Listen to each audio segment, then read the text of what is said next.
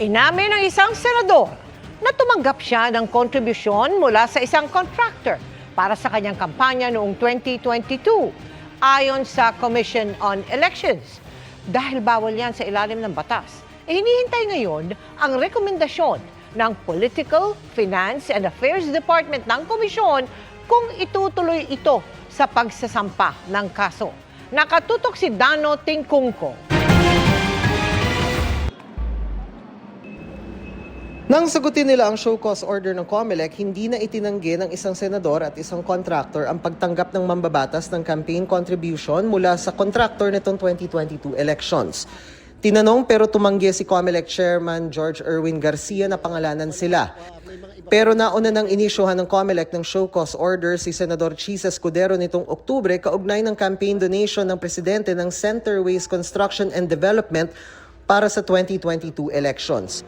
Sabi ni Garcia, hinihintay nila ang rekomendasyon ng Political Finance and Affairs Department na kailangan pang aprubahan ng NBank.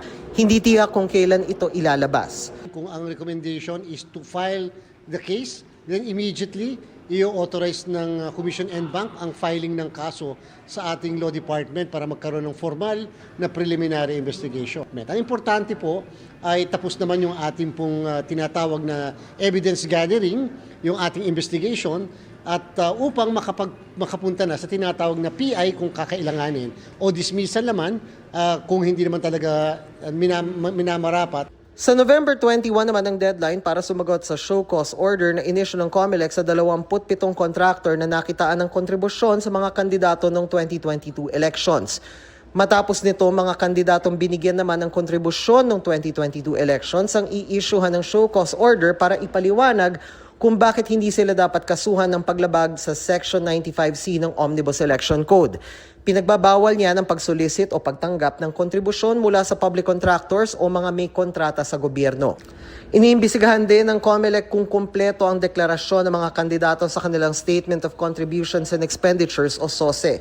Kung hindi, ayon sa COMELEC, pwede yang ituring na paglabag sa Omnibus Election Code, perjury o falsification of public documents. Buti available na ngayon yung SALN. Pero syempre po, kaya ang COMELEC hindi makapag-moto proprio dati, tatandaan po ng lahat na yung po kasing hawak-hawak lang ni COMELEC ay yung mismong SOSE.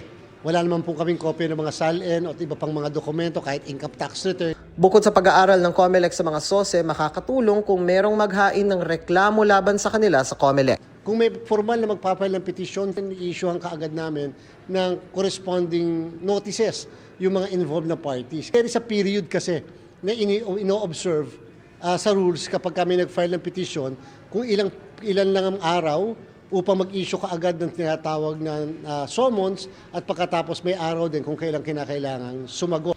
Para sa GMA Integrated News, Dano Tingkungko, Nakatutok, 24 Oras.